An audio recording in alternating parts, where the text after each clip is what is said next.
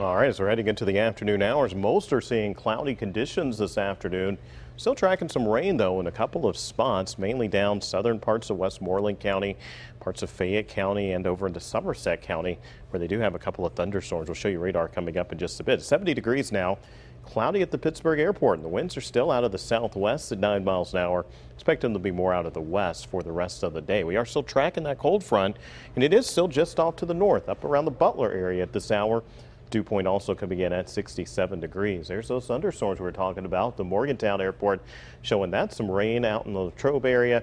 Dry conditions for most places at this point, even as that cold front remains off to the north. Now, notice a couple of things. You can see the rain showers and even some thunderstorms trying to really fire off of the cold front, so we can actually tell pretty clearly where the front is at this point, still just off to the northwest, and we'll continue to see from Pittsburgh off to the east, including places like State College, some decent amounts of rain and storms. We'll take you down to the south. This will be parts of Westmoreland County, Somerset as well, where we continue to see some rain and storms. This is all moving off to the east at about 15 to 20 miles an hour. So that puts it in places like Somerset, seeing a couple of thunderstorms around. It's just rain at this point.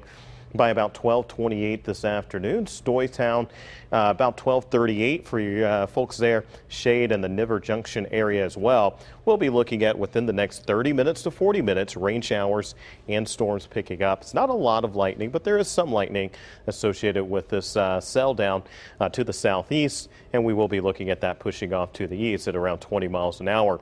For today, cloudy, rain possible. We'll go through 2 o'clock. It does look like that's still in line. We have to wait on that cold front that we just showed you just off to the north to push through. Once that happens, the rest of the day should be dry. The only issues and concerns that I have after the front is through, maybe a little bit of light drizzle passing by at times because of the cooler air that's going to be moving in the overnight hours. In fact, you can see a little bit of that drizzle. The models a lot of times don't handle it very well, so they're showing it as some pretty good amounts of green coming in even at about 5 o'clock this afternoon. I think most of that, if all of that, hardly makes it to the ground, and if it does, it'll just be in the way of some light sprinkles on the windshield of your car. Notice temperatures already at 60 degrees by midnight tonight, and then as we're waking up in the morning hours, temperatures right around the 50-degree mark, so some cool weather will be in place. Once again tomorrow, we have an upper low, a disturbance that'll slide in. It'll keep cloud cover around. I don't think we're going to see much of any type of sprinkles tomorrow, but you can see the greens. It's still going to be unsettled as we're heading through the day tomorrow. We do want to mention Irma once again. It's now a Category 5 storm. Look at the max winds that they're looking at, 180 miles per hour there. It is going to impact the Virgin, both the British and the U.S. Virgin Islands, as it continues to make its way, it looks like, south of Miami at this point.